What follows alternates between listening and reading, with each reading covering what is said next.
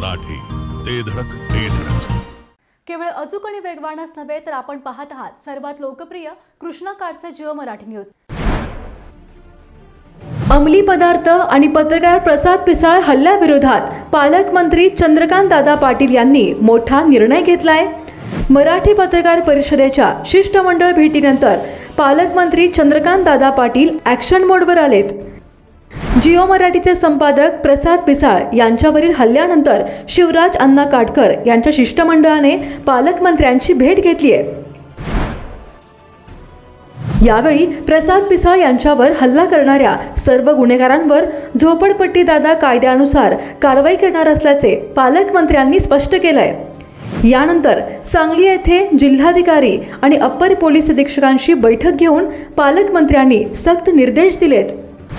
तर प्रसाद पिसाळ यांच्यावर हल्ला करणाऱ्यांवर झोपडपट्टी दादा कायद्यानुसार कार्यवाहीची प्रक्रिया देखील सुरू करण्यात आली आहे।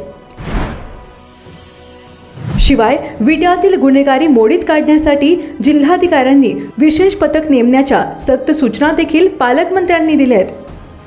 पालकमंत्री चंद्रकांत दादा पाटील यांच्या आक्रमक भूमिकेनंतर विट्यातील गुन्हेगारांचे धाबे चांगलेच दणाणले आहेत। पत्रकार प्रसाद पिसाळ यांच्यावर विटा येथे झालेल्या जीवघेण्या हल्ल्याच्या प्रकरणात आज आम्ही मराठी पत्रकार परिषदेचे आणि सांगली जिल्हा मराठी पत्रकार संघाचे सर्व पदाधिकारी पालकमंत्री चंद्रकांत दादा पाटील यांना भेटायला आलो होतो।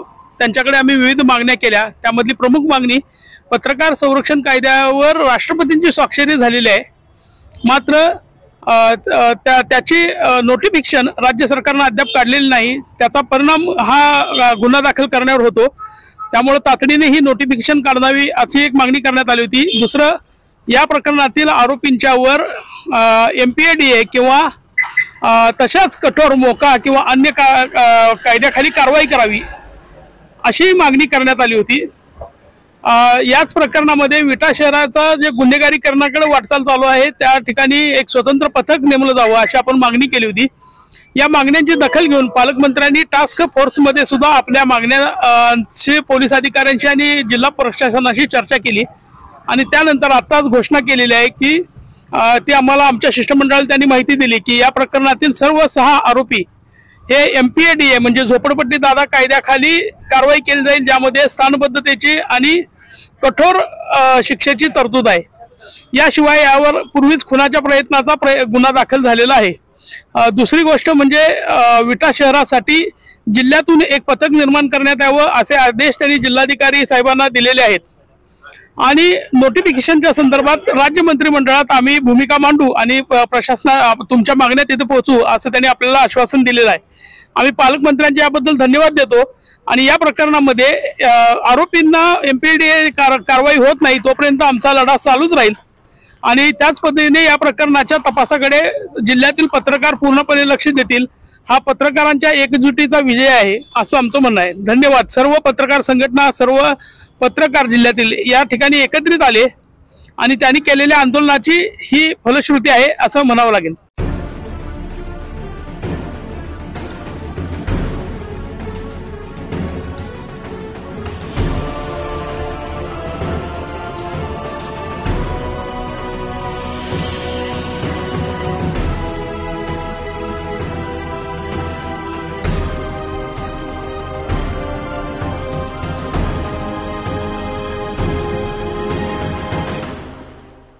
विटा शहरात MD ड्रग्ज, गांजा, नशेची इंजेक्शन आणि खासगी सावकारांचा सुळसुळाट होऊन जनजीवन अक्षरशः विस्कळीत झाले आहे।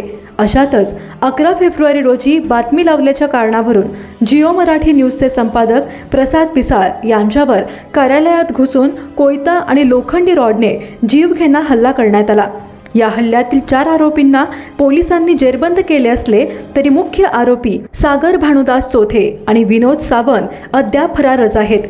त्यामुळे आज संतप्त पत्रकारांनी राज्य उपाध्यक्ष शिवराज काटकर यांच्या नेतृत्वाखाली पालकमंत्री चंद्रकांत दादा पाटील यांची भेट घेऊन हल्लेखोरांवर कठोर कारवाई करण्यासंदर्भात मागणी केली।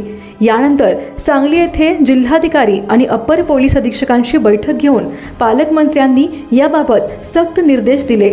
तर प्रसाद पिसाळ यांच्यावर हल्ला करणाऱ्यांवर झोपडपट्टी दादा कायद्यानुसार कार्यवाहीची प्रक्रिया देखील सुरू करण्यात आली आहे। यावेळी पालकमंत्री चंद्रकांतदादा पाटील यांनी देखील आक्रमक भूमिका घेत पत्रकार प्रसाद पिसाळ यांच्यावर झालेल्या हल्ल्यातील सर्व 6 आरोपींवर झोपडपट्टी दादा कायद्यानुसार कारवाई करण्याबाबतच्या सक्त सूचना पोलीस विभागाला दिल्या।